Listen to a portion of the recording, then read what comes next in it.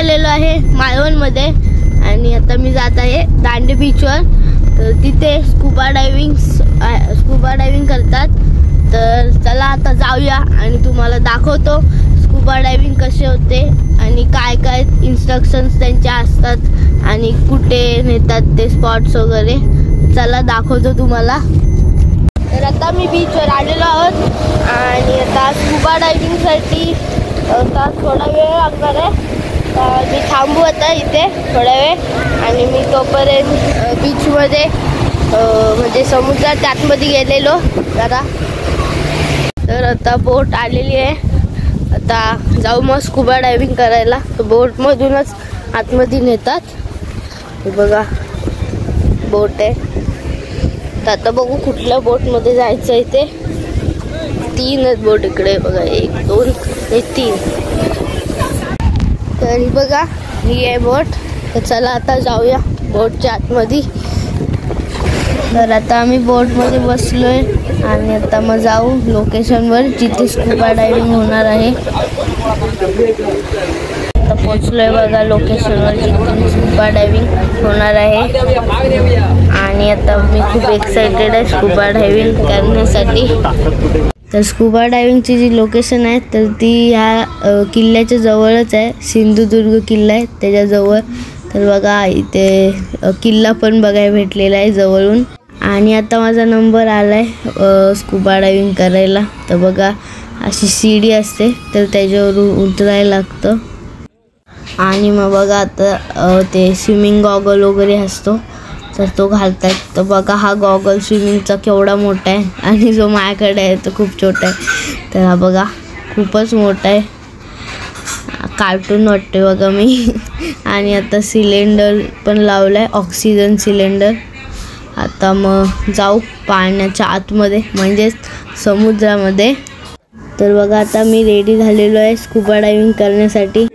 तर आता बघा मला सायन्स वगैरे सांगतायत कसे असतात ते आणि आता मग नेतात मला जरा लांब बोटपासून आणि मी बघा कसं तरंगतोय जरा पाण्याच्या वर। आणि आता जरा लांब नेल्यावर मग नेतील डीप खोल म्हणजे आतमध्ये पाण्यामध्ये आणि ते बोलतात तसंच करायचं असतं तिथे। तर आपण काय हालायचं नसतं। तर मी पण बघा ते बोलतात तसंच करतोय, हालत वगैरे नाही काय। आणि आता बघा ते अजून तरंगत नेत आहेत मला तिकडे। आता मग थोड्या वेळाने परत मग पाण्याच्या आत नेतील जरा।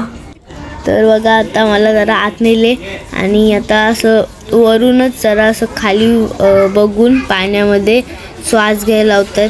तर तो ऑक्सिजन सिलेंडर आहे तर त्याच्याने श्वास घ्यायला लागतो। तर तेच तोंडाने म्हणजे श्वास घ्यायला लागतो, नाकाने श्वास घेऊ नाही शकत। तर तीच आता प्रॅक्टिस करतोय मी बघा, असं पाण्यात बघून श्वास घेतोय तोंडाने जरा।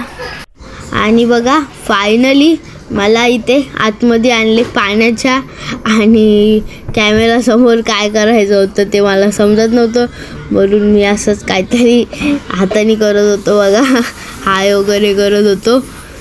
आणि बघा इथे मासे पण खूप आहेत तर त्यांना पकडायचं जरा मी ट्राय करत होतो पण पकडू तर नाही शकलो। पण मी त्यांना टच केलं आणि खूप प्रकारचे वेगवेगळे मासे आहेत बघा इथे डिझाईनवाले वगैरे। आणि आता जरा माझे कान पण दुखायला लागलेले कारण आता ते खाली नेत होते जरा। हे बघा खूप मजा येत होती इथे आतमध्ये पाण्यामध्ये।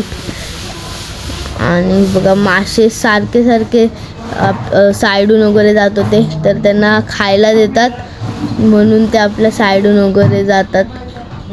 आता स्कुबा डायव्हिंग करून झाले आणि बघा आता ते ऑक्सिजन सिलेंडर वगैरे आहेत तर ते आता काढतोय मी। स्कुबा डायव्हिंग करून झाले आणि आता आम्ही चाललोय किनाऱ्यावर परत बघा।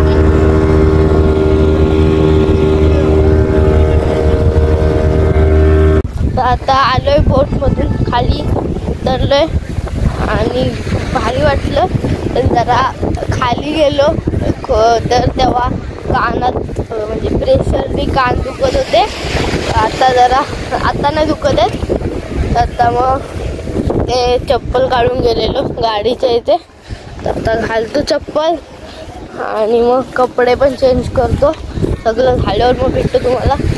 तर आता मी घरी आले आणि तुम्हाला सांगतो की माझा स्कुबा डायव्हिंगचा एक्सपिरियन्स कसा होता. तर ते ना असे सायन्स सांगतात असे आणि असे, तर ते बोटमध्ये सांगतात कोण कोण सगळ्यांना एकत्र, आणि कोण कोण नंतर पण सांगतात जेव्हा जरा पाण्यामध्ये नेतात तेव्हा. तर जेव्हा तुम्ही आतमध्ये जाता समुद्राच्या तर तेव्हा तुम्ही जर कम्फर्टेबल असाल, तुम्हाला काही प्रॉब्लेम होत नसेल तर असा साईन असतो. आणि जर तुम्ही कम्फर्टेबल नसाल, तुम्हाला परत कॅन्सल करायचं असेल म्हणजे स्कुबा डायव्हिंग करायचं वगैरे, तर असा साईन असतो बघा. तर ते सांगतात तिकडे तुम्हाला स्कुबा डायव्हिंग करायला जातं तेव्हा. तर स्कुबा डायव्हिंग म्हणजे वरती जेव्हा असतं जरा तुम्ही, तर तेव्हा तुम्हाला काय वाटणार नाही. आणि जेव्हा तुम्ही समुद्राच्या तळाशी जरा जाल म्हणजे कोरल असतात तर तिथे जाल, तर तेव्हा म्हणजे कान दुखायला लागतात जरा प्रेशरनी, पण ते माझे दुखलेले काय, पण नंतर मग थोडं अर्धा एक तासाने परत नीट झाले, दुखत नव्हते. आणि कोरल म्हणजे तुम्हाला माहिती असेल समुद्राच्या आतमधले दगड असतात, तर ते खूप शार्प असतात. तर मागे एकदा माझ्या पप्पांनी पण केलेली स्कुबा डायव्हिंग, तर तेव्हा त्यांना कोरल लागलेला, तर त्यांनी फक्त जरासा टच झालेला त्यांच्या पायाला कोरल, पण खूप रक्त आलेलं.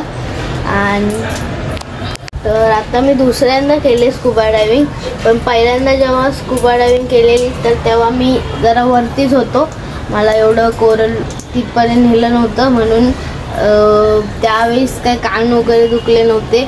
आणि ह्यावेळेस मला नेलेली खालपर्यंत, म्हणून माझे कान जरा दुखले. नाही तुम्ही वर असाल तर काहीच दुखणार नाहीत कान तुमचे, कारण मी मागच्या वेळेस वरच होतो जरा असं, तेव्हा काय नाही दुखले माझे कान. पण तरी तुम्हाला वर असलात तरी मासे बघायला भेटतील, पण खाली गेल्यावर कोरल पण असतात, खूप मजा येईल खाली पण.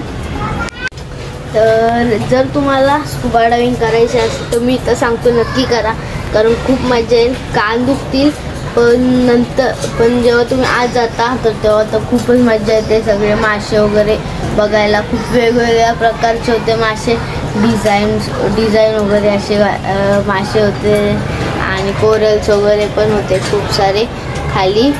तर आजची व्हिडिओ इथेच एंड होत आहे. कशी वाटली व्हिडिओ ते नक्कीच कमेंट करून सांगा.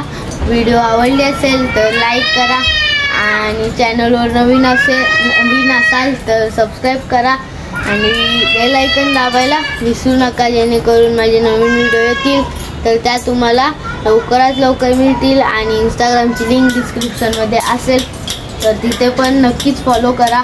बाय.